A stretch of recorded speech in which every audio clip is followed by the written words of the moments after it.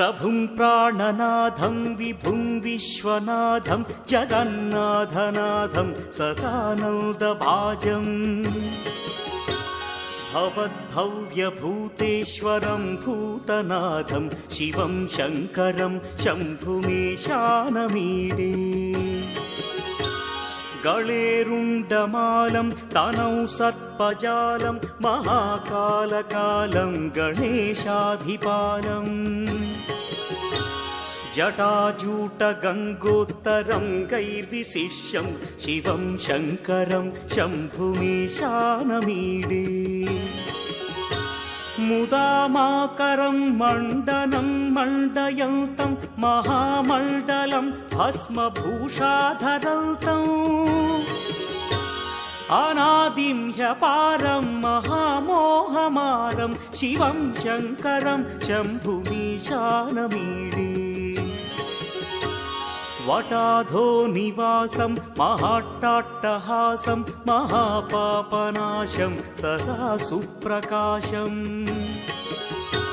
गिरीशं गणेशं सुरेशं महेशं शिवं शङ्करं शम्भुमीशानमीडे गिरीन्द्रात्मजा सङ्गृहीतार्थदेहं गिरौ संस्थितं सर्वदा पन्नगेहम् परब्रह्म ब्रह्मादिभिर्वन्द्यमानं शिवं शङ्करं शम्भुमीशानमीडे कपालं त्रिशूलं कराभ्यां दधानं पदाम्भोजनं राय कामदधानम् बलिवर्धयानं सुराणां प्रधानं शिवं शङ्करं शम्भुमीशानमीडे शरच्चन्द्रगात्रं गणानन्दपात्रं त्रिनेत्रं पवित्रं धनेशस्य मित्रम् अपर्णाकळत्रं सदा सच्चरित्रं शिवं शङ्करं शम्भुमीशानमीडे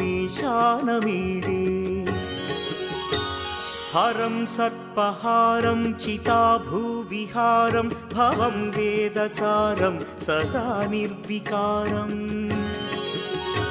श्मशाने वसन्तं मनोजं दहन्तं शिवं शङ्करं शम्भुमीशानमीडे स्वयं यः प्रभाते नरः शूलपाणे पठे स्तोत्ररत्नं द्विह प्राप्य रत्नम्